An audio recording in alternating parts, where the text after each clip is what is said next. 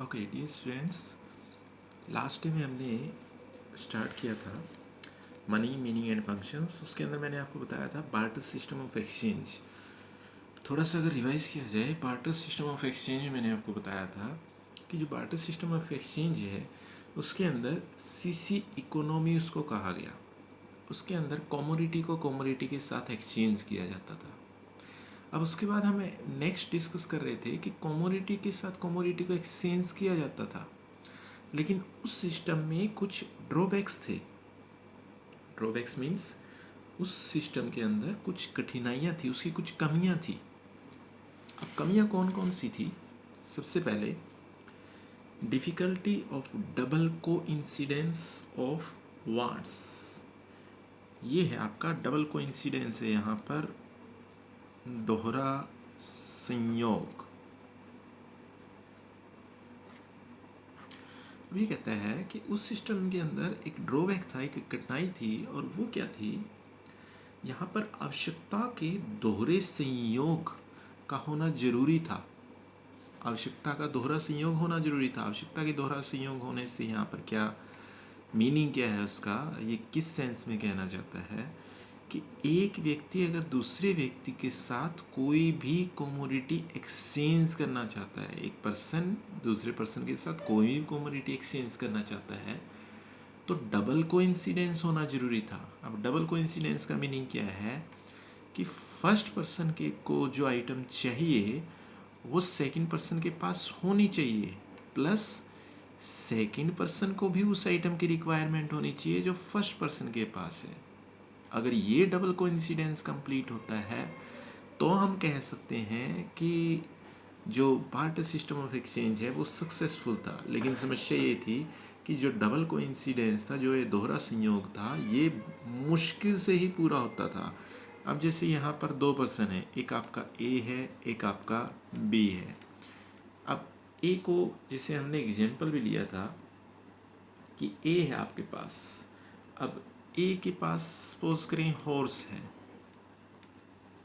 उसे रिक्वायरमेंट है काऊ की, उसे उसके पास घोड़ा है, उसको गाय की ज़रूरत है। दूसरा पर्सन उसे मिल जाता है ऐसा जिसके पास काऊ है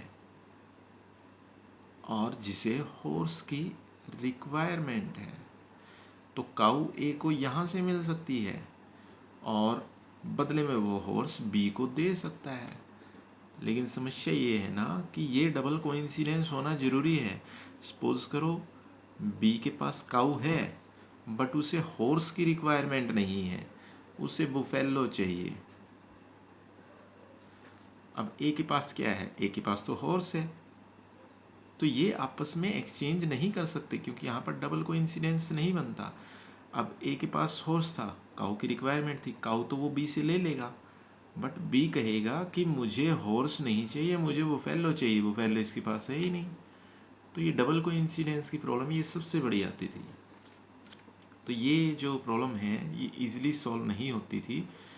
इसके लिए एक पर्सन को बार्टर सिस्टम में कमोडिटी से कमोडिटी को एक्सचेंज करने के लिए काफ़ी टाइम लगाना पड़ता था, काफ़ी कॉस्ट लगानी पड़ती थी। सेकंड ड्रॉबैक क्या था? सेकंड ड्रॉबैक था इसका trading cost of barter exchange.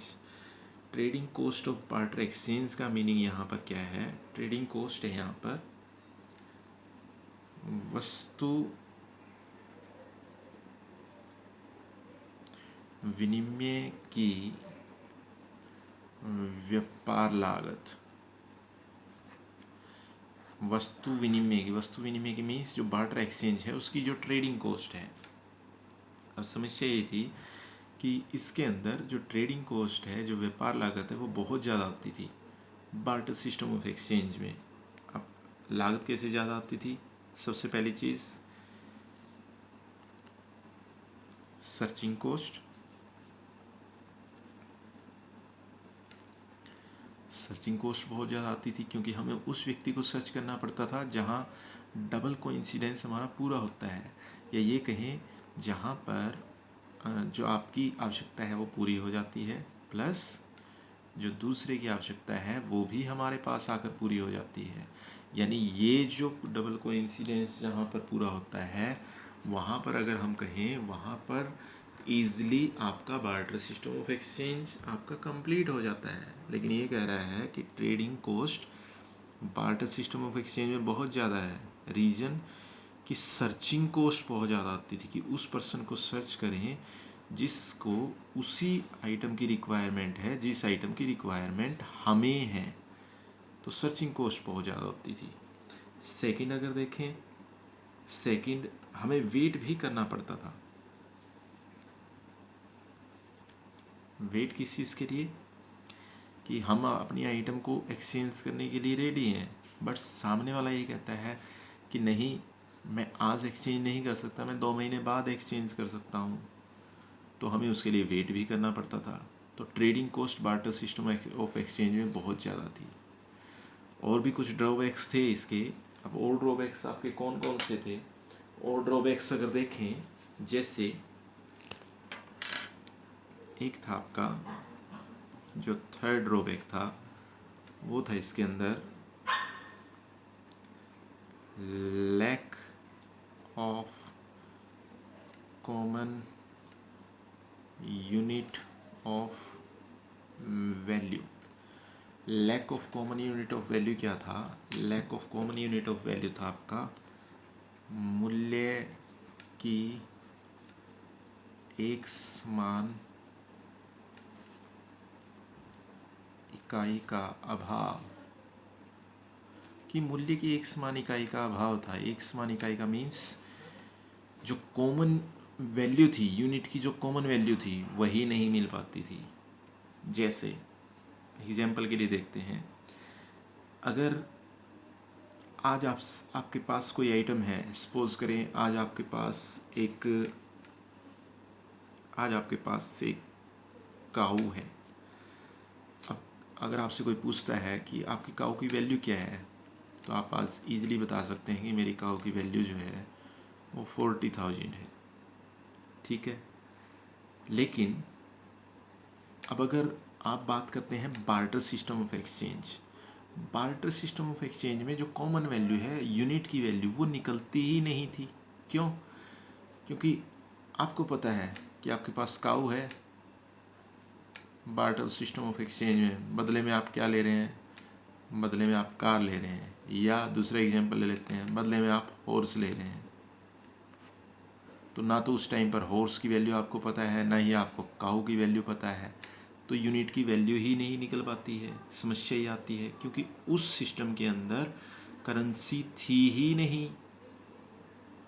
यानी आप ये कह सकते हैं कि आप किसी भी आइटम को किसी भी दूसरी आइटम के साथ एक्सचेंज करते जा रहे हैं, जबकि अगर एक्चुअल में देखा जाए उनको एक्सचेंज किया ही नहीं जा सकता। अब जैसे काऊ है, सपोज करो काऊ की वैल्यू 40,000 है, हॉर्स की वैल्यू है 2 लाख रुपए।